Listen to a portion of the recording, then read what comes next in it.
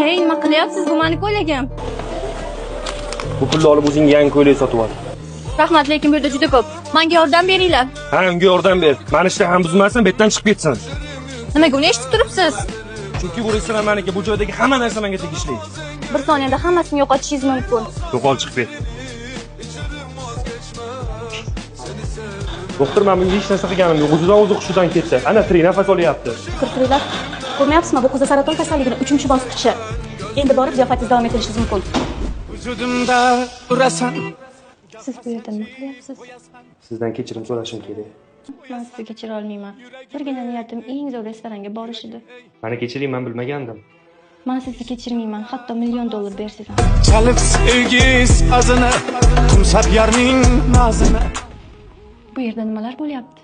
Siz restoranga borolmas ekansiz, uni shu yerga olib kelamiz. Yaxshi, faqat mening ikkita talabim bor. Birinchisi menga ko'ylak kerak. Markazga qarang. Ikkinchisi menga kelishgan yigit kerak. O'tgan. Bo'ladimi? Yo'q, men sizni nazarda tutgan edim. Hech qaysi qiz menga bunaqa muomala qilmagandi. Lekin bu nimaga meni o'ziga tortyapti? Bu qiz umuman boshqalarga o'xshamaydi. Mana atiga 3 kun umrim qolgan xolos. Mana shu 3 kunni men sen bilan o'tkazaman va umrim oxirigacha shu 3 kunni esimdan chiqarmayman.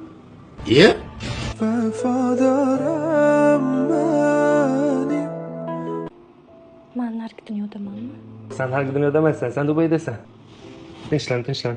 Aytgancha, bugun allaqachon 4-chi kun. Tuzalganimdan keyin kechki ovqatga restoranga boramizmi? Menga qarang, doktor, hozir hamma narsaning ilojisi borki, bu qizni davolasa bo'ladimi? Dubayda operatsiya qilib davolashyapti. Faqat ular kafolat berishmaydi. Lekin siz bu pulga 3 ta restoran ochishingiz mumkin. Bu qiz uchun men hamma narsaga tayyorman. Endi meni restoranim yo'q, lekin Alloh menga sendek farishtani yubordi. Endi menda sen bor.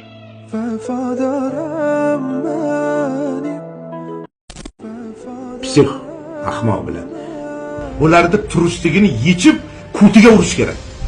Sen sivolichilar